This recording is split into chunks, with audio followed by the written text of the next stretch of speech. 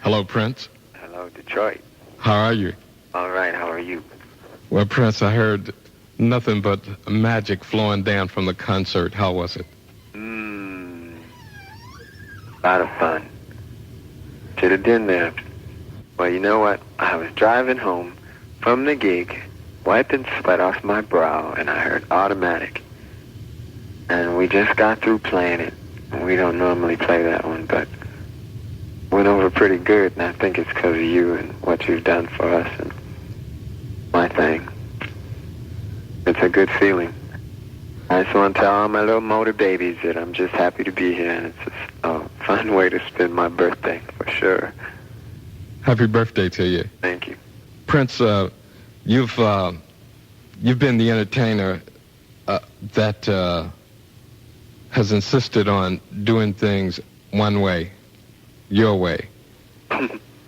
Well, you know, like I worked a long time under a lot of different people, and most of the time I was doing it their way. And I mean, that was cool, but you know, I figured if I worked hard enough and kept my head straight, one day I get to do it on my own, and that's what happened. So I feel like I don't try to hurt nobody, and I, like I say, keep my head on straight. My way usually is the best way. Growing up in Minniewood, as it has been now called, simply because that is the hot point on this planet right now. Well, it's been called a lot of things, but it's always uptown to me. Uptown? Yes. What was it like growing up uptown? Pretty different. Kind of sad, to be exact. I mean, the radio was dead. The discos was dead. Ladies was kind of dead. So I felt like, you know, if we wanted to make some noise and I wanted to turn anything out, I was going to have to get something together, which is what we did. And we put together a few bands and turned it into Uptown. That consisted of a lot of bike riding nude, but, you know, it worked. We had fun. So that's why I wanted to come here on my birthday, because I wanted to give them a little taste of where we live and get a little taste of where y'all live. To me, this is like my second home. If I could spend the night at somebody's crib, you know, I would. This is a hotel. They're real nice to us, but this bed is hard. Let's talk a little bit more about you've made fantastic albums, and you've made fantastic movies, and you're making another movie right now. Yeah. What's the difference between making a hot movie and making a hot album? There is no difference. There have been people that have tried to tell me contrary to that, but like you said before, and like I said before, I strive for perfection, and sometimes I'm a little bullheaded in my ways. Hopefully people understand that. There's just a lot on my mind, and I try to stay focused on one particular thing. I try not to hurt nobody in the process. The movie's a little bit more complex, but to me it's just a larger version of an album. There are scenes and there are songs, and they all go together to make this painting. And I'm the painter, and y'all is the paintees. You know, hopefully it's something that you can get into. Jerome Benton stars in this new film with me, and he's on his way to becoming very, very big. I'm real proud of him. He takes direction well, and he gives direction well, and I expect a lot of big things from him. Speaking of Jerome Benton and other people who've flown under the wings of Prince, and also speaking of Detroit's own Billy Sparks, you know, a person that you like took from Detroit, put him in your first movie. Yes. And you've always maintained contact with people that you've always been in contact with. Oh yeah, without a doubt. I mean, you know, there's people that have flown the coop, so to speak, and gone off to do their own thing, which is great, and I stand behind them and support them with whatever they do. But contrary to rumors, we're all real tight still, and I have a strange feeling we're all going to be together again one day. We'll have to see. Do you think that there's a possibility that after this movie has been released, that is going to take place? Well, I've just heard rumors through the grapevine that there's a possibility that the Time was going to record again. A possibility, that. Well, Mojo, anything's possible. Yeah. God willing, and hopefully everybody's head will be in the right place. I'd like to see all that happen. They were, to be perfectly honest, the only band I was afraid of. And they were turning into like Godzilla, and certain things happened, different waves flowed, different winds blew, and everybody fell apart. But I still love all those guys, and I hope they get back together, because I want some competition, Prince, speaking of the movie Under the Cherry Moon, could you tell us a little bit about that? God, I hate to blow the surprise, though, Without blowing it, we know it's going to be in black and white. Yeah, it's going to be in black and white. And we know it's going to be quote-unquote hell of a. Yeah, it's going to be that. It's going to be that. All I can tell you is that you'll have a good time. I'm hoping that everyone understands where I was trying to go with it. It is like an album for me, and I put my heart and soul into it, and I worked very long and very hard. Jerome did the same, and there's a message behind it all, and I'm hoping that people think about it when they leave. That's the main thing. It's a lot of fun, but there's something to think about when it's over. There's a reason for everything. Let's talk about the album Around the World in a Day, which I think was one of the greatest albums. My favorite. It's absolutely my favorite, without question. Tunes like Around the World in a Day, Paisley Park. What type of mood were you in when you recorded that album?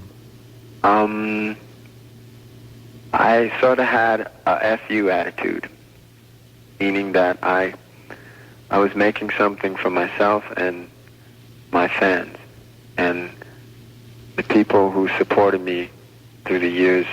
I wanted to give them something, and it was my little letter. And those people are the ones that wrote me back and told me that they felt what I was feeling, and record sales and things like that, it really doesn't matter, it keeps the roof over your head, and it keeps money in all these folks' pockets that I got hanging around here, but it basically stems from the music, and I'm just hoping that people understand that money's one thing, but soul is another. And that's all we're really trying to do, It's, I don't know, I wouldn't mind if I just went broke, because as long as I could play this type of thing and come here, there were a lot of people there tonight, and they turned the lights on, and I looked up, and, it brings tears to your eyes, because it's just, you can feel the love in the room, and that means more than money, I could go on for hours, because I don't know, I just have fun, and I'm thankful to be alive, What's a day like in the life of Prince? Work. I work a lot. I'm trying to get a lot of things done very quickly so that I can stop working for a while. Everyone's afraid I'm going to die. You say you are afraid? No, I'm not afraid. Oh. Everyone else is afraid. They think I work too much. I'm not afraid of anything. It's been said that that you work when you're working, you work when you're on the road, you carry your studio around with you, you get up in the middle of the night, you get an idea for a tune, and you get up and go do it. There's just no such thing as Prince being off from work. Some people have even called you the workaholic, ever-moving one-man storm. Is that true? Well, I don't know.